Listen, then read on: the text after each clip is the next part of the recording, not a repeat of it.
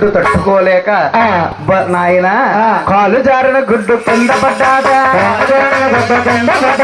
కింద పడ్డా గుడ్డు బద్దలాసిందా,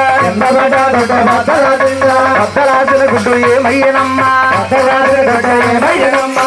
నాయన కాలు జారిపోయిన గుడ్డండి గంగలో పడ్డా గుడ్డు బద్దలాసిన పేడులు ఏమవుతున్నాయి, నాయన ఆవిడ కిందన్న పేడి భూమండలమయ్యి, పేడి పోయింది ఆకాశమయ్యి, పేడు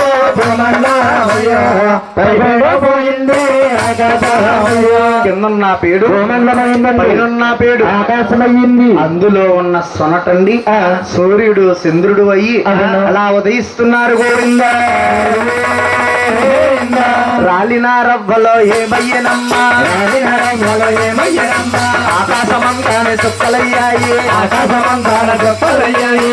నాయన రాలిపోయిన రవ్వలన్నీ కూడా నటండి ఆకాశానికి సుక్కలుగా ఏర్పడి అలా నవగ్రహాలుగా పడుతున్నాయి.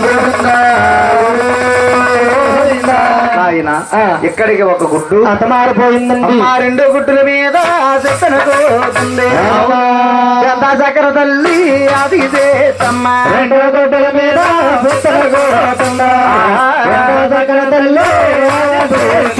రెండు గుడ్డుల మీద అడుగు నిలబడుతుంటే కాలు జారిన గుడ్డు కింద పడ్డా గుడ్డు బద్దలాసిందా,